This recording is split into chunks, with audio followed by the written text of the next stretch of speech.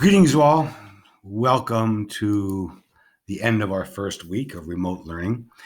I was going to skip this day originally, but I was going to skip this day of class originally, but I got some emails from last year's students who suggested that it was a good day to share. So I'm going to take their word for it and do that. Now, we're supposed to only ask you to do a half hour worth of work a day. So if you want to break this presentation down into 2 separate days, that'd be good. And that would get you all the way into spring break. We studied a lot about this war. And in the end, perhaps as this slide suggests, the actual reason for the Allied victory was much simpler than it seems. Why, by golly, it was just a simple game of rock, paper, scissors. Today, we're going to take a look at some stories, as we have throughout this entire unit. But today's stories are really about healing, about humankind's ability to, well, be human. I'd normally ask you at this point to consider the European, Asian, and American differences in their experiences of the war. Those differences, I think, are obvious, but they bear very real impact on how people around the world view the post-war world. And we will certainly consider that when we start studying the post-war world in greater detail. But after all these stories of difficulty and brutality, I want to share some stories of humanity. As we see here, even in the most horrific of times, people's humanity shines through as this German soldier shares his meager rations with this Russian peasant woman. One of my favorite historians is a guy named Howard Zinn, who spoke, I think, one of the greatest truths about human beings and history. Zinn says to be hopeful in bad times is not just foolishly romantic. It is based on the fact that human history is a history not only of cruelty, but also of compassion, sacrifice, courage, and kindness. So today, I'd like to share some stories of kindness, of courage, of compassion, and of sacrifice, and of how human beings are able to rebuild both their world and their souls after difficult times. Our first story is a story of kindness. CNN.com. And that's the focus of the piece I recently wrote. But right now, I want to share the story of Franz and Charlie from World War II, which is the subject of the New York Times best-selling book, A Higher Call, written by Adam Makos with Larry Alexander. Well, it's 5 days before Christmas in 1943 during World War II. And it's over the skies of France. An American B-17 bomber pilot named Charles Brown is in serious trouble. This is his first combat mission, and the way things look, it might be his last. His plane has been so shot up that he can barely fly. Half of his crew is wounded. One of them is dead. He's a 21-year-old guy, farm boy from West Virginia, and he is horrified. But what's worse is that he notices while he's trying to make it back to his home base in England that he has another problem on his hands. I look out the right window, and there parked on my right wing is a German Bf-109. The little sucker looked like he owned me and belonged there. And there's nothing he can do to defend himself. All of his guns are knocked out. There are no planes, there are American planes here to protect him. He's prepared to die. And so I sort of closed my eyes and shook my head as you would with a nightmare. And if I close my eyes and open them again, he'll be gone. Well, I opened them again, and he was still there. The German pilot approaching Brown's plane isn't just any pilot. His name is Franz Stigler, and he is a fighter ace. He's an ace. He's shot down so many planes. Half the tail was missing on the left side. Something really odd happens. I saw one pilot sitting in there. And he locks eyes with this bomber pilot. You know positively that there were badly wounded people on board. And the pilot decides not to press the trigger. He doesn't shoot him down. And for me, it would have been the same as shooting at a parachute. I just couldn't shoot. But he ends up flying escort for this bomber. He flies next to it, almost like a big brother walking a little brother to school with his arm around it. And he ends up escorting this bomber to safety. I was going to try to make it back to England. Pilot gave a salute and left. I said, right now, I hope you make it. Franz said, "Good luck, you're in God's hand," because he figured that this guy would not make it back to base, that it would crash in the sea, and all aboard would perish.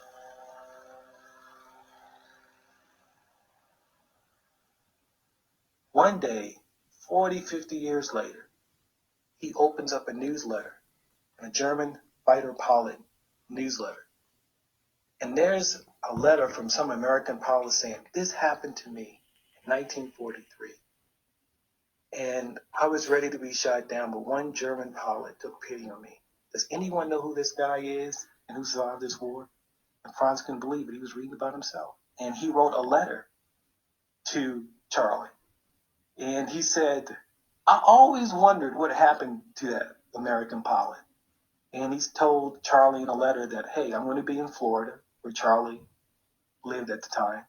"And let's catch up and let's talk about what happened." It was like meeting a family member, a brother that you haven't seen for 40 years. That's about as close as I can get. Franz and Charlie had their reunion in 1990. One of the guys asked Franz Stigler about what he thought about Charles Brown. You could see him fighting back great emotion. He was trying not to cry. And he just kind of hit Charles Brown, the American pilot, on the shoulder, and he just said, "I love you, Charlie." They didn't just meet, reminisce, and then go their separate ways. They became very, very close friends. I mean, they became like family. They both died in 2008, and they died within months of one another.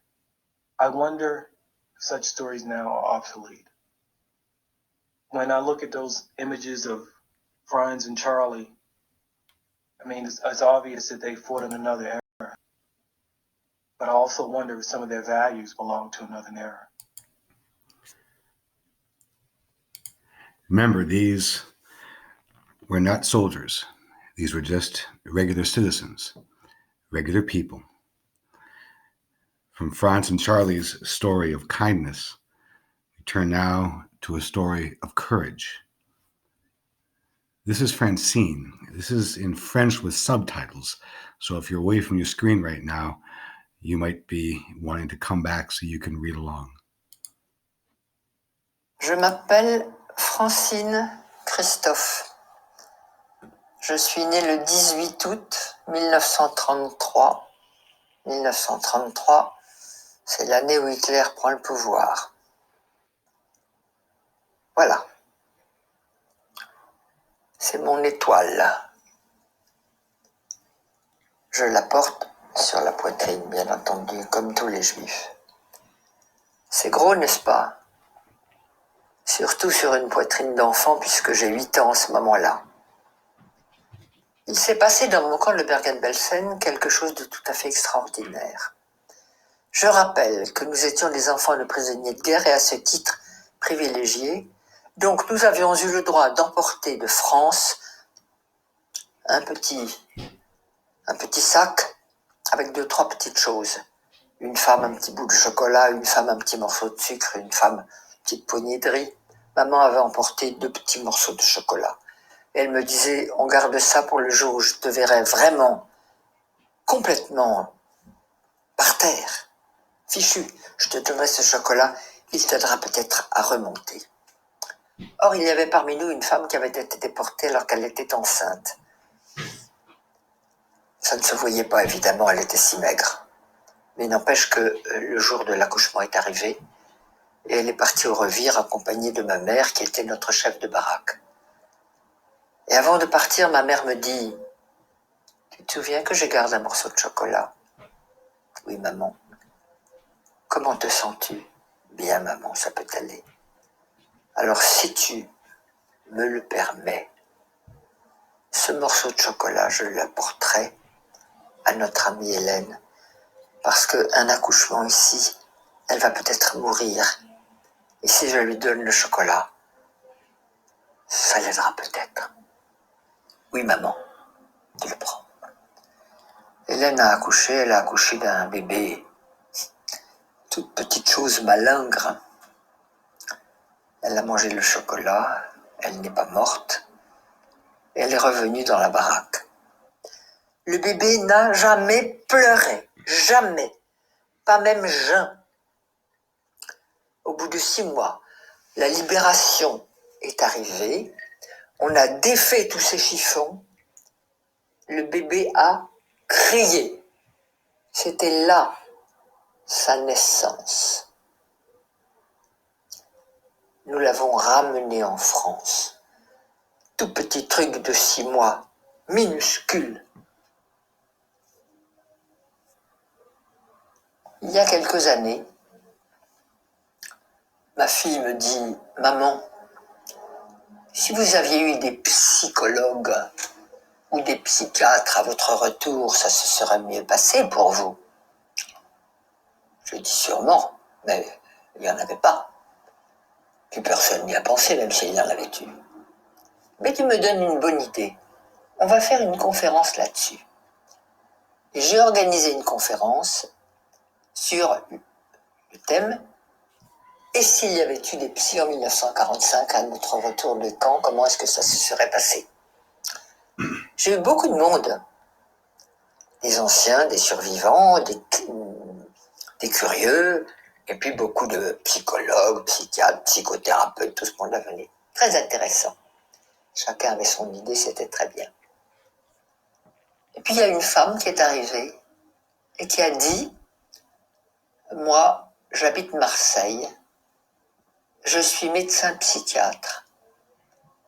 Et avant de vous faire ma communication, j'ai quelque chose à donner à Francine Christophe, c'est-à-dire à moi. » Elle fouille dans sa poche, elle sort un morceau de chocolat, elle me le donne et elle me dit « Je suis le bébé. »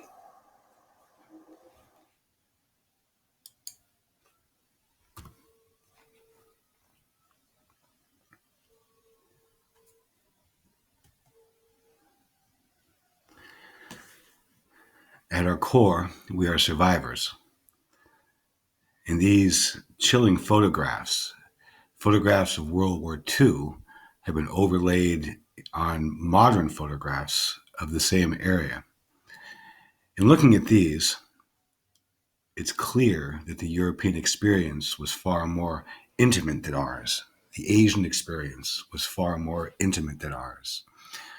For Europeans and Asians, this was not a war that happened someplace else. This was a war that happened outside their homes, on their streets,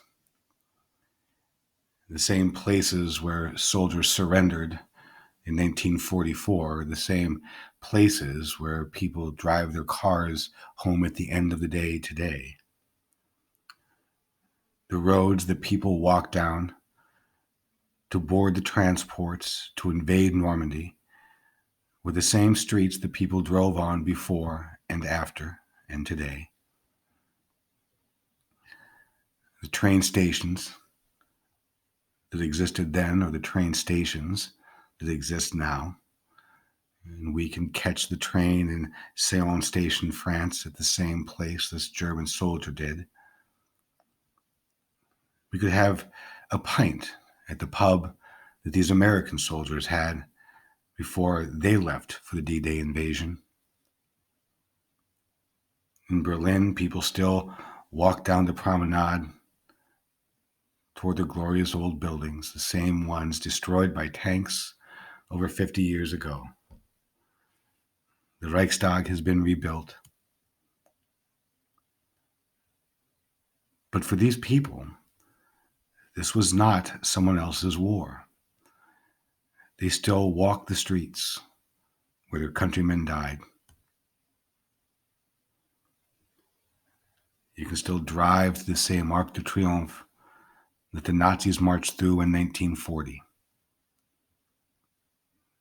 and through which the Free French forces victoriously drove in 1945. We can walk the same footsteps as the Third Reich in Paris. We can take our own tourist photographs at the same place that Adolf Hitler did. We can walk the beaches of Normandy, those same beaches that began the largest invasion in human history. Pristine and clean. Families play there in the summertime. You could go to Vienna. You could paint this same statue today that this Soviet captain did in 1945.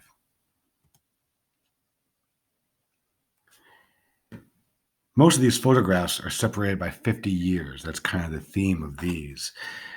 It's a testament to our ability and willingness to rebuild. Here, Castle Square in Warsaw, you see the statue of King Sigmund here on the ground. And here's Castle Square rebuilt. Sigmund returned to his high pedestal overlooking the Polish capital. From the ruins of London in 1941 to its, of course, rebuilt and modern city today. Here in this church in Coventry, in the cathedral, you're going to see the next image. You'll see the outside, and you'll see here the shell of the old cathedral, which is today still standing next to the new cathedral. Inside here is a peace memorial garden. From Rotterdam, Holland, where the city has been rebuilt around its old architecture that remained, to the blasted streets of Stalingrad, today in the post-Soviet area known as Volgograd.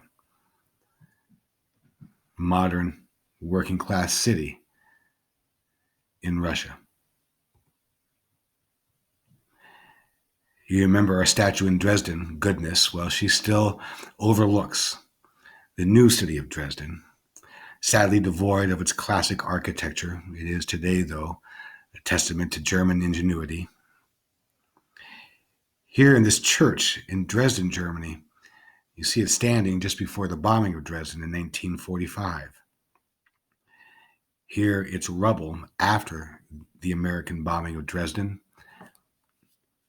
And then beautifully reopened in 2005. These dark bricks were those that were saved from the rubble of the original building. The church was rebuilt using the original blueprints from the original structure. Here in France, in the Normandy region, the church rebuilt to reflect its former glory. And in Berlin, the Reichstag, from which Hitler gave a speech in 1933, from which the Soviets raised their flag in 1945, rebuilt and reopened in 1999. It is still today the home of the unified German parliament. Even Hiroshima, which lost 1/3 of its 300,000 citizens, is today a bustling city of over 1.1 million people. It is also the world headquarters of the Nissan Automobile Corporation. Even in that destruction, humans carry on. We saw this image, this building, in some of our earlier images. It is today the centerpiece of the Peace Museum and Gardens in Hiroshima. If you ever get a chance to go there, I highly recommend it. It is chilling and beautiful. And this is the World War II Memorial in Washington, D.C. Lesser known than the two more famous memorials that it sits in between, the Lincoln Memorial and the Washington Monument, but a fantastic testament to our nation and our nation's sacrifice during this time. I highly recommend you check it out should you ever find yourself in D.C. It's circular. It is to represent the unity of our nation during that time. Here we see it from the other direction. In this direction, we're looking from the Washington Monument down to the Lincoln Memorial. Then here we're on the other side, looking from the Lincoln Memorial side toward the Washington Monument. It's circular, as you see.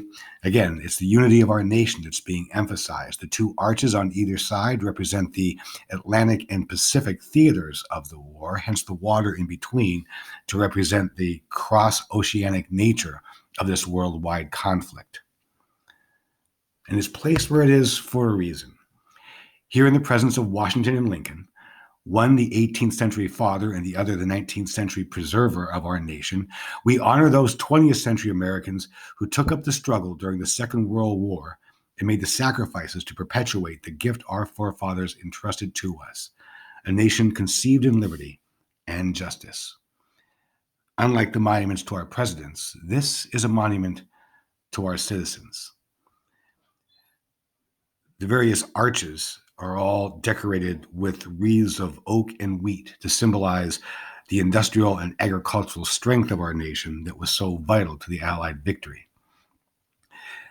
Here we see Lizzie Kyden and Shay Neary, class of 2020, visiting the Illinois Arch on their various trips to Washington, D.C. 56 states, territories, and the District of Columbia are inscribed on the pillars that surround the memorial. It's cool because you can walk through it. It's a very interactive space, and each different area throughout has a different region of the war and famous quotations from the time. And perhaps it is this war which continues to define the ideal of our nation. We are determined that before the sun sets on this terrible struggle, our flag will be recognized throughout the world as a symbol of freedom on the one hand and of overwhelming force on the other. Now, a story of compassion. This is Colonel Jack. My full name is Jack Leroy Tuller. This is 2 weeks after D-Day.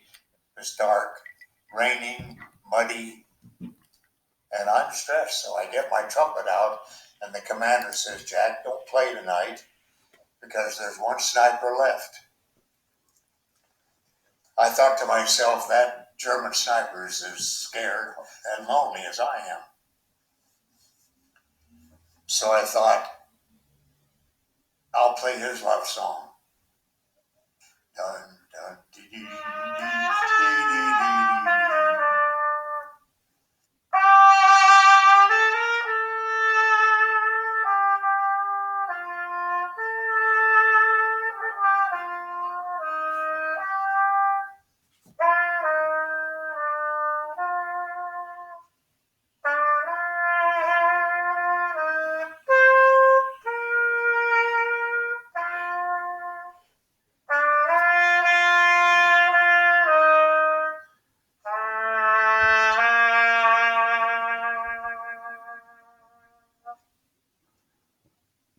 The next morning, here came a jeep up from the beach about a mile and a half away.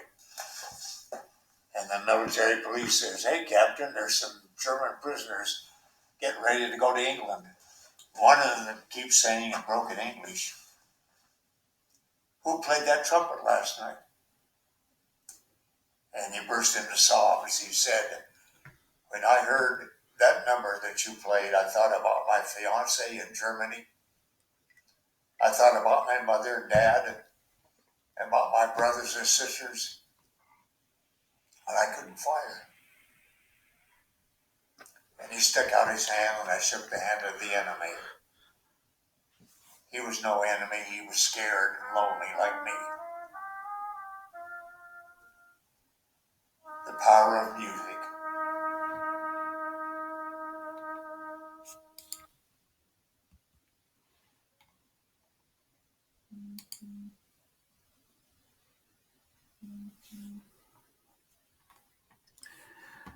So one more story in this journey. This is a story of sacrifice, of the sacrifice of a generation. This is a story of Paul and Thelma. This is Thelma when she was 3 years old. Her family had immigrated to the United States from Yugoslavia. That's her father. These are her two brothers, Louis and Sam. That's her mother, Sarah. We'll see more of Sarah later, and we'll see more of Sam, her father, later as well. This is their family immigration passport. They moved to the industrial town in northern Ohio. Also living in that industrial town in northern Ohio was a guy named Paul. Here's Paul, also at the age of 3. And little could Paul and Thelma have known at the age of 3 in northern Ohio that their fates and their lives would become forever entwined together through one of the most challenging eras of human history. This is Thelma's father. We all called him Sam. This is his certificate of citizenship when he became a citizen of the United States in 1934. My whole family knew my grandfather as Sam. It really wasn't until we came across this document that we realized his actual name was Svetsor. My grandfather was a very talented woodworker. And as a result of that, especially during the Great Depression, his employer desired to keep him employed. But it wasn't cool to keep someone employed who was so obviously foreign. And so everyone called him Sam. Even my grandmother called him Sam, so that his foreignness would be a little more on the DL. And my whole family only knew him as Grandpa Sam. Svetsor Dorslav was his actual given name. This is a table that we have in our family room. It was made by my grandfather a long time ago, but it's this kind of skill that kept him employed, even as a foreigner, during the 1930s. Here's Thelma at the age of 18. That's my mom, by the way. Here she is in her high school graduation picture in 1940. Meanwhile, Paul had also graduated from high school in 1940 or 41. Here he is at the age of 20 in 1943, having joined the U.S. Navy in preparation for the Second World War. Now, Paul was training in the Great Lakes, one of the Great Lakes naval bases in northern Ohio along Lake Erie. Thelma was doing work as a secretary in the office staff of that naval training station. Every single day on the way back from the mess hall, Paul's platoon would walk through the open area where all the secretaries sat, and that's where Thelma caught his eye. He'd always make sure that he walked by Thelma's desk, nod at her, say hi, but he noticed that she was pinned, which means that she was wearing the clasp pin of her boyfriend. Now, pinning someone meant that you were going steady with them, like maybe asking someone to wear your class ring, for example. But then one day when Paul walked by, he noticed that Thelma's pin was no longer in her sweater. So he stopped a little while longer to chat her up. He complimented Thelma on her outstanding typist skills. And in truth, Thelma was an outstanding typist. And in truth, Paul didn't really care about her typing skills, now did he? But it gave him an in. And so they chatted, and they chatted some more. And then soon they started to date. Thelma did her duty on the home front. Here she is as a Red Cross volunteer during the war in 1943. Paul was shipped off to the Pacific Theater in the U.S. Navy Air Force. Here he is in 1944 in platoon commander's school in the Pacific. My mom dated everything. I have a bank on my dresser, and on the bottom, it's shaped like an elephant, and on its bottom foot, it says 1965, long before Woody had the word Andy written on his boot. My elephant had 1965 written on its foot. That was the year I got it. We have Christmas ornaments dated from the 1940s. Why? Because my mom dated everything, and she was meticulous back in the day when people had photo albums. On the back of all of our family photos and all of her before family photos are everyone's names, the date the photo was taken, the ages of the people in the photo at that time. A number of years ago, I came across the old photo albums that my parents had before they were married or just shortly after they were married. And looking on the back of the photos, I see the familiar writing of my mother, people's names and their ages and the place the pictures were taken. But then very often, in a different colored pen, written at a different time, these additional denotations. Eddie died Okinawa, 1945. Bob died in Normandy, 1944. To flip through my mom's old photos, are to be both familiar and shocked. Every page, literally every page, there is at least one person on that page forever locked in time, forever locked between the ages of 18 and 23, never to grow old, pictured in their last moments on shore leave or perhaps before they shipped out with their family and their friends. That loss defines that generation. It defines their sacrifice. Well, Paul got home from the war, and he and Thelma got married that same year in 1945. Paul in his dress navy blues.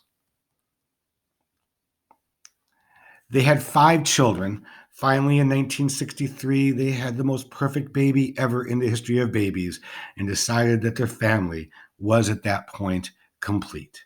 And who could disagree with that? Now, when I was a baby, people said that I looked like Winston Churchill. I don't know. I think it's a generational predisposition to see Winston Churchill's face in every baby's face. I don't see the resemblance. Do you? No, of course not. How could you possibly? I told you you'd see Sarah again. Here she is with her favorite grandson in 1963. And here she is at the age of 97 with my sister's daughter in 1995.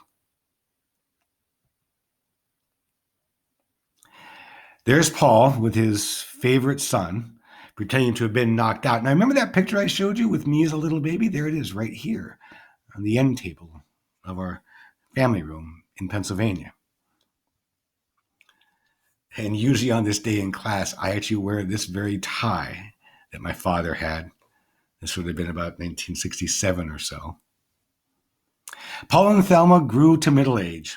Here they are dancing at their second son's wedding in 1980. And here they are as grandparents in 1994. Their children grew up to be fine young adults, the youngest of them still being by far the most handsome and best looking and most intelligent. And their youngest son had a son. And these grandparents, now in their elder years, adored all of their grandchildren. Grandpa and grandchild number 5 napping together in 1999. And their grandchildren grew up to be strong young men. And they, Paul and Thelma, will always be defined as being a part of this generation.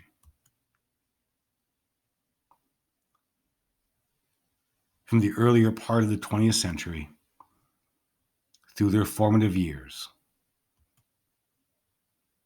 this war would define this generation, their worldview, their outlook on each other,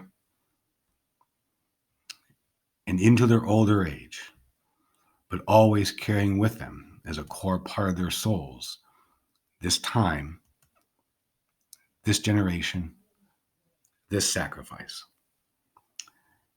It is a story of survival. It is a story, as the world is, of our ability to carry on. Hope you have a good spring break. I'll be posting some more stuff. Keep looking for G Class.